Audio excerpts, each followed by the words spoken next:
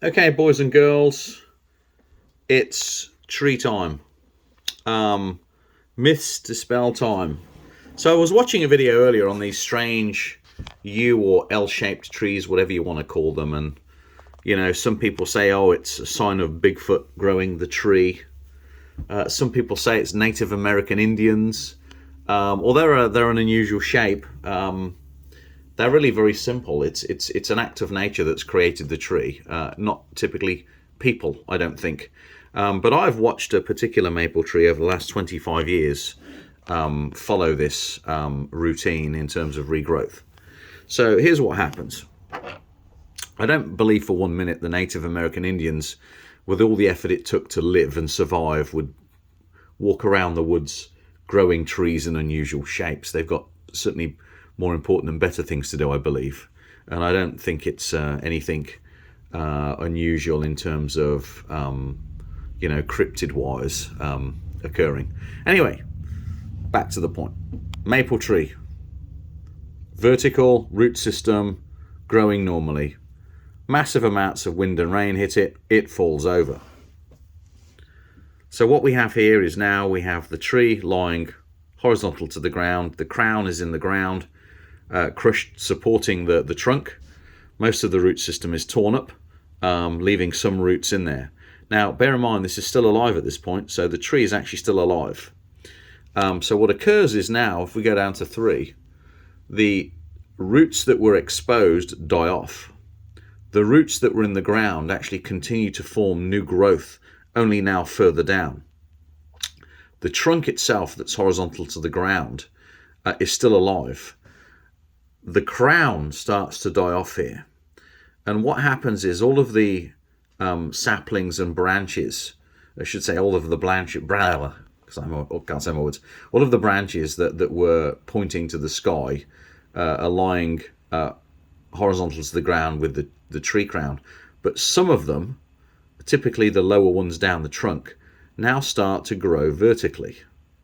So you end up with this strange pattern starting to form, this unusual pattern. So let's skip forwards a little bit. So what's happened in this little picture now, number 4, the roots have regrown themselves. The roots that were growing into the ground actually have turned into hardwood now. So it actually looks like tree trunk. For those of you that say that can't happen, it can happen. We see it all the time here in the Pine Barrens with pine trees. So what happens now is this section of root that was left now becomes trunk. This is the old trunk of the tree. And what's now growing as now the vertical piece of the tree was one of the smaller branches originally from up above here that has now started to grow vertically towards the sunlight. You end up with a little stump here because this is kind of the last remainder of the crown that was in the ground over here, rotting away slowly. And the rot slowly occurs till it gets to a point where it breaks off, drops in the ground and vanishes. So you're left with this very odd shaped tree, completely naturally. Sometimes, depending on how the root system breaks, you may end up with like a saddle here. So you may have a vertical piece, goes down to the trunk, and then it bends up a little bit where the roots took a hold. So you end up with like a little scoop there where the saddle of the root system goes up. But that's really it. It's nothing magical. I don't think the Native American Indians are doing it. I certainly don't think Bigfoot's growing unusual shaped trees in the forest. I think what we're finding is this is a completely natural process, and the tree is simply regrowing itself from its fall, and that's all we're seeing here. Nature's doing its part to keep the tree alive, and we've seen it in countless places, but typically, I've seen quite a few of these out in the forest. But more importantly, I've watched this occur on one tree over the last 25 years.